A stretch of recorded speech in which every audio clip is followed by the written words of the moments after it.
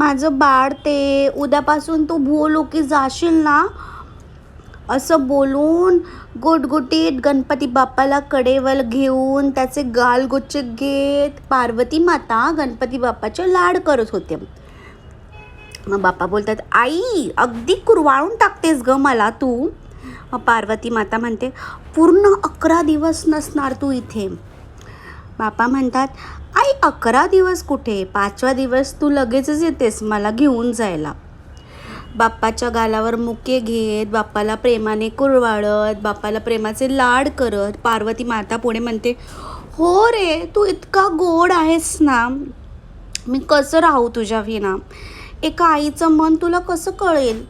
बाप्पा पुढे म्हणतात, आई यंदाच्या वर्षी भूलोकी जाताना तू मला काय भेटवस्तू देणार आहेस ते दे बघू. उद्या जायच्या आधी, दरवर्षी गणेश चतुर्थीच्या आधी, भूलोकी जायच्या आधी तू मला काही ना काहीतरी भेटवस्तू नक्की देतेस. यावर्षी विसरलीस का तू मला भेटवस्तू द्यायला, दे बघू. पार्वती माता पुढे म्हणतात, यंदाच्या वर्षी तुझी भेटवस्तू ही भूलोकी जायच्या आधी नाही तर भूलोकी गेल्यावर तुला मिळेल. बाप्पा म्हणतात, आई दे ना ग आता भेटवस्तू, दरवर्षी भूलोकी जायच्या आधी देतेस ना. पार्वती माता म्हणते, विष्णू काका काय बोलतात माहिती आहे ना, योग्य वेळ आली की मग मिळेल. बाप्पा पुढे म्हणतात, बरं आई. पार्वती माता पुढे म्हणतात, तू आधी तुझी बॅग भर पाहू. तुझा चष्मा, तुझ्या आवडीचे मोदक, तुझे लाडू, तुला दिवसभर भूक लागत असते. तुझी बॅग भरून मी तुला खाऊ दिलं आहे. असं बोलून पार्वती बाप्पाला घट्ट मिठी मारते आणि पुढे म्हणते, उद्या जाताना जायच्या आधी मला भेटायला येऊ नकोस, नाहीतर मी तुला जाऊ देणार नाही. असं बोलून मग बाप्पाने आईने दिलेली खाऊची बॅग घेतली आणि मग तो झोपी गेला. दुसऱ्या दिवशी गणेश चतुर्थीला अगदी पहाटे बाप्पा भूलोकी विराजमान झाले. घरोघरी, प्रत्येक घरी. प्रत्येकाच्या घरी विराजमान झाल्यावर जेव्हा बाप्पा थेट जातात ते कडेवरती एकदम पर्वताच्या टोकावर गणपती बाप्पा जाऊन बसतो. तिथूनच सर्व घरावर नजर टाकत होता बाप्पा. त्याच्या हातात एक भली मोठी यादी होती. बाप्पा एका घराकडे नजर टाकी आणि त्या यादीवर टिकमार्क करी. पुन्हा दुसऱ्या घरावर नजर टाकी, पुन्हा एकदा त्या यादीवर टिकमार्क करी. तितक्यात ची ची चू चू चू चू चू ची ची ची ची असा आवाज करत एक छोटासा मूषकराज बाप्पाकडे आला. मूषकराज म्हणजे माहीत आहे का, मूषकराज म्हणजे आपल्या गणपती बाप्पाचं वाहन. बरोबर ओळखलं. त्याच्या पाठीवर, मूषकराजच्या पाठीवर एक भलं मोठं आयताकृती असं काहीतरी होते. मूषकराज पुढे म्हणतात, बाप्पा तुझे काम सुरू करण्याआधी यंदाच्या वर्षी मी तुझ्यासाठी काहीतरी आणले आहे. याने तुझं काम अगदी जलद होईल. डोळ्यावर चष्मा लिस्टच्या दिशेने करून मूषकराजकडे पाठ फिरवत बाप्पा बोलले, माहीत आहे मला तू काय आणले असशील, पण मला तो मोठा टॅबलेट नको आहे. मूषकराज म्हणतात, माझ्याकडे न पाहता कसं काय ओळखलेस तू? अर्थात तू बाप्पा आहेस, तुझ्या दिव्य शक्तीने तुला कळलं असेल. बाप्पा म्हणतात, नाही, माझ्या दिव्य शक्ती नाही तर माझ्या बुद्धीने सांगितले. अर्थात बुद्धीचा देव आहे ना मी. बाप्पा पुढे बोलले की समोर आलेल्या गोष्टीला नाही म्हणू नये, पण यात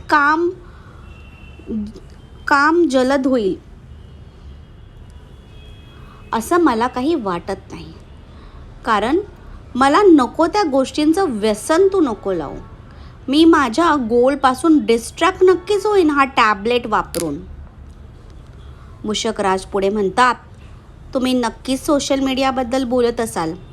बाप्पा यावरही माझ्याकडे उपाय आहे. बाप्पा पुढे म्हणतात, नाही, नको. भले भले जे लोक ज्यांच्याकडे मोठमोठे गोल आहेत, जे नित्यनियमाने आपल्या गोलसाठी काम करत आहे, त्यांना डिस्ट्रॅक्ट होताना पाहिले आहे या टॅबलेटच्या पायी, या फोनच्या पायी. मूषकराज पुढे म्हणतात, बाप्पा पण तुम्हीच म्हणतात ना बुद्धीचा वापर करून गोष्टी कराव्यात. सोशल मीडियाचा ॲपच इन्स्टॉल नाही करायचे, फक्त कामाचं फिटनेसचं ॲप इन्स्टॉल करायचं, मग तर झालं. मग बाप्पा पुढे म्हणतात, अच्छा मेरी ही बिल्ली मुझे म्याव. मूषकराज घाबरून उड्या मारत, कुठे आहे बिल्ली, कुठे आहे बिल्ली, कुठे आहे. बाप्पा हसत हसत मूषकराजकडे वळत उत्साहाने अगदी लहान मुलांसारखं, बघू बघू माझी भेटवस्तू, बरं तू भेटवस्तू आणलीस म्हणून घेतो बरं का, धन्यवाद या भेटवस्तूसाठी, असे म्हणत बाप्पा पुन्हा आपल्या लिस्टकडे वळाले.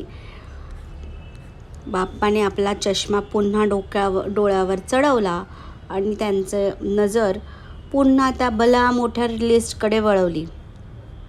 पुढे बाप्पा म्हणाले, आज गणेश चतुर्थीचा पहिला दिवस. घरोघरी माझं सकाळीच आगमन झालं. माझंही आता थेट दुपार झाली.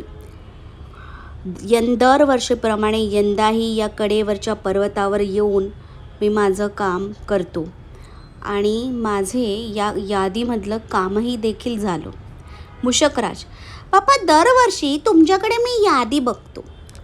ही यादी पूर्ण झाल्यावर तुम्ही गंभीर होताना मी पाहिले आहे. बाप्पा पुढे म्हणतात, अरे किती घरात एकोप्याने आनंदाने मिळून मिसळून हसतमुख उत्साह साजरा केला जातो याची ही यादी आहे. म्हणजे बरं का, या ज्या ज्या घरात मी विराजमान होतो त्या त्या घरामध्ये एकोपा आहे का, मंगलमय वातावरण आहे का, हसतमुख सगळे असतात का, याची ही यादी आहे. प्रत्येक घरात मंगलमय हसतमुख सगळे मिळून मिसळून एकमेकांसोबत आनंदाने माझं स्वागत करता आहेत का, याची ही यादी आहे. म्हणजे माझं स्वागत आनंदाने करतातच, पण त्यासोबत या घरात आनंदमय एकोपा आहे की नाही याची ही यादी आहे. पण यंदाच्या वर्षी पण तीच गत. लोकमान्यांनी हा सण एकोपा वाढवावा म्हणून सुरू केला, पण झाले उलटेच. दरवर्षी दुरावे वाढतच गेले. पण जसे फोनने संपर्क करणं सोपं झालं पण माणसं एकमेकांपासून दूर गेली, अगदी तसंच झालं. गणपती आणायचे एकोप्यासाठी, पण जसे गणपती आणायला सुरू केले तसे यांच्यामधले एकोपा वाढण्याऐवजी दुरावे वाढत गेले. मनातील गाठी एकमेकांविरोधी घट्ट होऊ लागल्या. मूषकराज पुढे म्हणतात, बाप्पा तुम्ही काही करत का नाही. यावर उत्तर देताना बाप्पा म्हणतात, जो हा गुंता सोडवायला माझ्याकडे बुद्धी मागेल त्याला नक्कीच मी मार्ग दाखवेन, पण यांना साधी जाणीवही नाही की घरात बाप्पा असताना एकमेकांना नावं नाही ठेवू नये, एकमेकांविरुद्ध सतत तक्रारी करू नये. कोणाला राहायला आवडेल अशा भांडणाच्या वातावरणात. भांडण एक्झॅक्टली नाही पण तक्रारीच्या वातावरणात. मग माझी पूजा मनोभावे करून तरी काय उपयोग, घरात जर एकमेकांच्या बाबतीत मनात दुस्वास असेल, एकमेकांबद्दल मनात कडवाहट असेल. आणि हेच तर आहे क्लेशाचं कारण, तक्रारीचं कारण. मूषकराज पुढे म्हणतात, बाप्पा हे सर्व कधी सुधरेल. बाप्पा पुढे म्हणतात, सुरुवात झाली आहे. यंदा 1% सुधारणा आहे. गेल्या वर्षीपेक्षा यावर्षी 1% सुधारणा आहे. ज्यांना या गोष्टीची जाणीव झाली आहे ते सकारात्मकतेने पावलं उचलत आहेत. मूषकराज पुढे म्हणतात, बाप्पा या 1%चे 100% नक्की होईल. सतयुगाची बीजं तर रोवली आहेतच. या बीजाची रोपटे व्हायला वेळ लागणार नाही.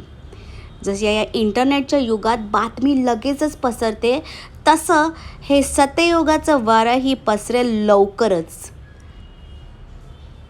बाप्पा पुढे म्हणतात, माझ्या संगतीत राहून लय हुशार झालाय तुम्ही मूषकराज. मूषकराज पुढे म्हणतात, तुमच्या चेहऱ्यावरची दरवर्षीची चिंता पाहूनच पार्वती मातेने सतयुगाचे बियाणं माझ्या हाती भूलोकी घराघरात पेरायला पाठवली आहेत. या बियांचं रोपटं नक्कीच होईल आणि या सतयुगाचं बगीचा व्हायला वेळ लागणार नाही. तितक्यात डोक्यावर पार्वती मातेचा हात बाप्पाला जाणवला. आई, तू आत्ता इथे भूलोकी? तू तर 5 दिवसांनी येते ना?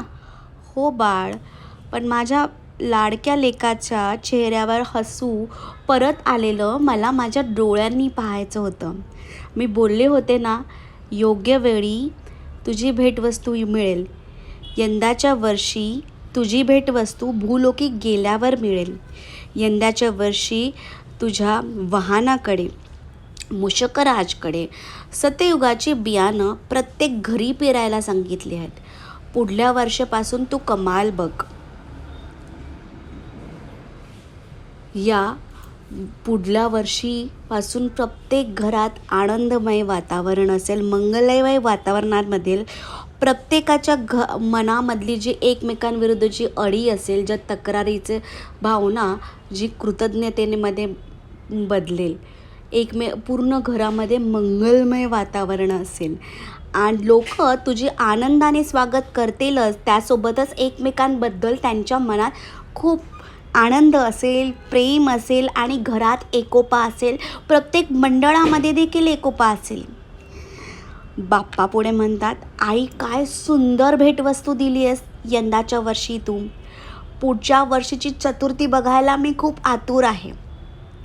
पार्वती माता म्हणते, गणेश, आधी आताचा क्षण जग. आत्ताचा क्षण आनंदात जग, पुढलं पुढे बघू. असं बोलून आईने परत बाप्पाचे गालगुच्छे घेतले आणि पार्वती माता गायब झाली. पुढे बाप्पा मूषकराजला म्हणतात, काय सुंदर गिफ्ट दिलं ना आईने मला. सतयुगाचं बियाणं पेरलं.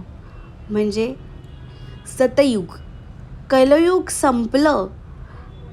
आईने कलयुगाचे वारे इथे संपवले आणि सतयुगाची सुरुवात झाली आहे आणि त्याची बियाणं पेरली आहेत. पुढल्या वर्षी नक्कीच मंगलमय वातावरणासोबत एकोपा जागोजागी पाहायला मिळेल. धन्यवाद आई.